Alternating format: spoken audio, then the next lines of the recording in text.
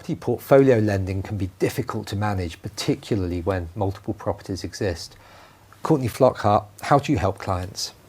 Typically, when we receive a client who has a large property portfolio, they'll be spread across multiple different lenders, making it really, really difficult for the client to manage. If they need this, they have to call one lender, and need this, they have to call another lender.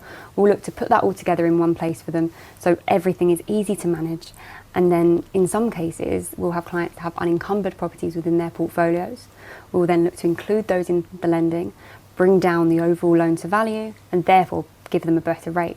It will also help with affordability because a lower rental stress test will apply. So overall, it's giving them the best solution to maybe increase their portfolio, buy more properties by doing extra lending. And do you find that perhaps oftentimes clients come to you with multiple properties with different debt which hasn't been consolidated, and that's really what's causing the problem? Exactly. That does happen a lot because they needed that lender at the time and they needed that lender at the time, but now the need is different. They don't need to go to a specific lender just to get one thing, because a lot of buy-to-let landlords will have different types of properties. They'll have multi-unit blocks, which are freehold blocks split into different flats that have not been separated into leaseholds. And then you'll have HMOs, so student accommodation and all of those things. It can get quite complex when you're trying to manage all those things.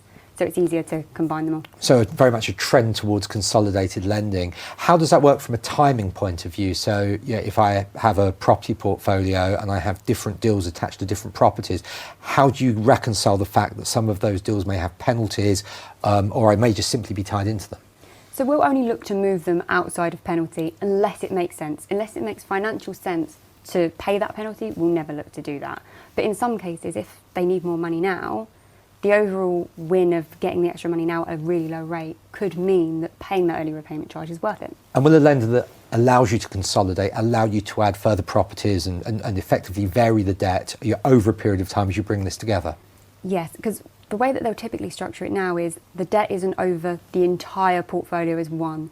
Each property has its individual mortgage, so can be sold without being linked to the others, or can be moved to another lender without being linked to the others, so that they have that flexibility within their portfolio, meaning that they want to sell that one now because the tenant wants to buy it, or whatever the need may be. They have that flexibility because they're all separate, even though we've looked to combine them under one arm to make it easy to manage.